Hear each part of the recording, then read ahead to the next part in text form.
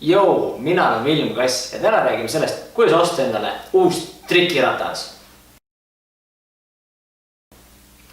BMX-id on siis sellised rattad, mis on tüüpiliselt 20-tolliste ratastega ja 20-tolline raam. Raami pikkus nüüd oleneb sellest, kui pikk on sõitja, on väiksemaid ja natuke suuremaid. Üldjuhul on selline 20–21 suurus. Tehakse ka üldse 18-tollised rattad ja 16-tollised rattad, mis on palju väiksematele sõitjatele. Neil on siis nii rattad kui ka raam väiksemas mõõdus. BMX-i raami, kahvlit ja lenksu tehakse üldjuhul kahest materjalist. 10-20 teras ja 4-1-3-0 teras.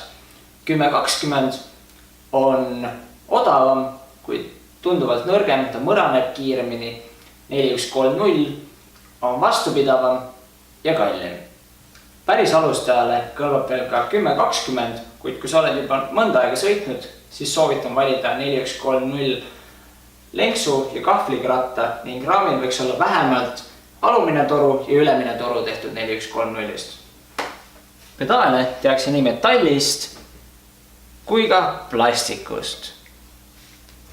Metalli eelis on see, et ta peab rohkem vastu, võivad olla vahetatavad pinnid, ehk siis need nogad, kuhu jalad külge kinni jäävad.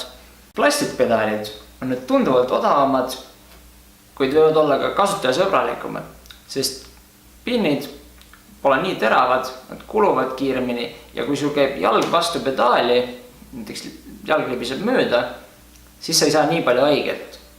Uut ratast ostes tasub kindlasti jälgida, et väljed oleksid kahekordsed. See tähendab seda, et sul ei ole mitte ainult üks sein, vaid on kaks seina. See teeb välja palju tugevamaks ja vastupidavamaks ning see ei paindu nii kergesti ära.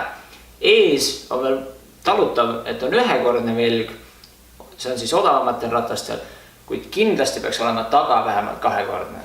Tänapäeval ratast ostes oleks hea, kui kõik laagrid oleksid kinnised. See on siis tagajooks, keskjooks, esijooks ja kaelakausid. Laagrid on siis kahte sorti. On lahtised laagrid, kus laagerkuulid lähevad lihtsalt määrdega kuskile sisse ja on kinnised laagrid, kus kuulid jäävad siis siia kesta sisse. Laagrid on vaja selleks, et liikuvad osad saaksid ilusti keerelda. Miks on tähtis, et BMX-iga sõites oleksid kinnised laagrid, on see, et nad on esiteks vastupidavamad, teiseks on vähem jamamist, sa ei pea nii palju parandama oma ratast ja kolmandaks, neid ei saa liiga kinni keerata, ei pea otsima seda kohta, kus on loks ja kus ei ole loksu. Järgmiseks räägime peegidest. Peegid on siis pulgad, millele saab kas seista või livistada. Üldjuhul on kompliitratastega kaasas 2 peegi ja esialgu ei olegi sul rohkem vaja. Paned nad kas ühele poole või teisele poole. Peege saab eraldi osta, nad on täiesti kuluv materjal lihtsalt ja üks peeg maksab kuskil 20 eurot. Järgmiseks räägime sellist asjast, nagu seda on pidur.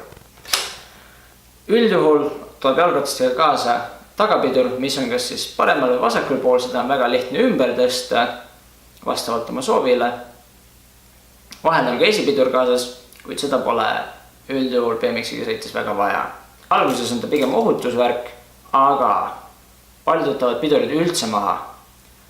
See tähendab siis seda, et osast trikke on lihtsam teha, ei ole mingeid tüütud asju lenksu peal ja õpid ratast paremini kontrollima. Pidurite omamine tähendab seda, et sa pead tema eest korralikult hoolitsema, kaableid õlitama, piduriklotse vahetama, puhastama, velge puhastama. Mittetöötav pidur võib olla pigem ohtlik, sa arvad, et sul on pidur, aga reaalses olukorras, kui seda vaja on, ta ei tööta korralikult ja tegelikult oleks olnud palju kiirem seisma jääda, kui sa oleksid pannud jala maha. Kui sul on nüüd oma BMX välja valitud, siis tasuks mõelda ka turvavarustuse peale. Alustame ülevalt alla, võtame kõige tähtsam asja, selleks on kiiver.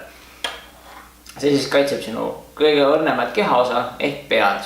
Kiivred on igasuguseid, on sellised väikesed poolikud kiivrid, on kaetud kõrvadega ja on full face kiivrid ehk siis crossi kiivrid, kus on ka lõuaosa. Kiivrit valides on tähtis, et vaataksid, mis seal sees toimub. Et oleks plastik kest, kõva selline pehmendav kest ja pehmendused sees. Kiir peab kindlasti olema õiges suuruses, ta ei tohiks pigistada väga hullult ja ta ei tohiks kindlasti loksida. See teeb sõitmise hoopis ohtlikumaks. Endale sobiva kiiri peaksid valima selle järgi, kuidas sa ennast mugavalt tunned. Kui sa kardad kukkuda lõuga, hambaid, siis kindlasti soovitan kanda full face'i. Kui sa ei ole selle pärast nii mures, siis võid valida ka teised kiivrid. Nad hingavad natuke rohkem ja on odavamad. Järgmiseks on kindad. Kindad aitavad väga hästi märgade käte vastu, sõites higistad palju, käepidemed lähevad märjaks ja käsi hakkab ringi käima. Kindad aitavad väga hästi selle vastu ja teevad lenksust kinnihoidmise palju paremaks. Järgmiseks on siis põlvekaitsmed. Need on nüüd kahte tüüpi, on väljas oleva kõva plastikuga ja kus on plastik sisse peidetud. Üldjuhul kasutavad ratturid neid pehmemat sorti kaitsmeid, sellepärast et me kanname pükse kaitsmete peal. BMX-iga sõites on jalgade juures sul nii palju väikeseid juppe, siis püksid hoiavad ilusti kaitsmed paigal. Ei saa krõpsult kuskilt lahti tulla, aga kanda neid plastikuid, siis kukkudes sööb see plastik kohe läbi pükste. Kindlasti soovitan, kui kannate pikki pükse, kanda pehmemaid kaitsmeid kui lühikeste pükstega, siis võib kanda neid plastikuid. Allapoole tulles on säärekaitsmed, mis on ka BMX-iga sõites väga tähtsad. Sellepärast, et juhtub päris palju seda, et paned jala pedaalist mööda ja siis läheb su säär hoopis vastu pedaali. Säärekaitsmed valides alguses piisab lihtsalt sellest, et ta kaitseb eest, kuid hiljem, kui sa hakkad näiteks tailwhip'e õppima, siis on soovituslik võtta sellised, kus on ka külje peal kaitse. Siis kaitseb selle vastu, et kui nüüd püüad jalaga, jalg läheb vastu raami, sadulat, mis iganes, siis ta kaitseb ka külje pealt löögi ära. Järgmisena on hüppeliigese tugi. See siis on selline, mis kaitseb hüppeliigest igasuguste vähendumiste eest, hoiab teda toestab, hoiab paigal, saab kinni siduda ilusti ja ühtlasi on BMX-i omadel ka eraldi siin plastik kaitse sees, täpselt selle hüppeliigese muna jaoks, et samamoodi, kui tailwhipidega näiteks püüad kinni, et jalg ei käiks vastu raami nii valusalt. Hea oleks kanda ka küünarnuki kaitsmeid, kahjuks seda enamik ei tee, sellepärast et see natukene häirib liikumist, kuid ikkagi soovitan kanda neid. Need võivad nüüd olla siis ka plastikkattega, kui sõidad näiteks T-särgi vahel. Isiklikult mulle meeldivad ka need sellised pehmemat sorti, natuke mugavam minu meelest liigutada, aga see on täitsa maitse asi. Sellised kombinatsioonkaitsmeid, kus on koos põlv ja säärekaitse või ka lausa hüppeliigese tugi. Need on üldjuhul odavamad, kui osta kõik eraldi, kuid nad ei ole nii liikuvad ja kui näiteks sääre koht läheb katki, siis sa pead vahetama välja kogu kupatuse. Kuna ilmselgelt sportides higistad sa palju, siis kaitsmed peaks ka korralikult pesema. Mina soovitaks pesta kuskil korra nädalas. Kindaid võib natuke rohkem, iga paari päeva taga. Mina ostaksin mitu paari kindaid, sõidaks üks päev ühtedega, teine päev teistega. Põhimõtteliselt võid kaitsmed pesta täitsa pesumasinas, kui on võimalik, võid võtta need plastikosad välja ja panna näiteks kuskile koti sisse, siis panna pesumasinasse, võid käsitsi pesta. Full face kiivritel käib pehmendus ilusti välja ja saad neid eraldi pesta.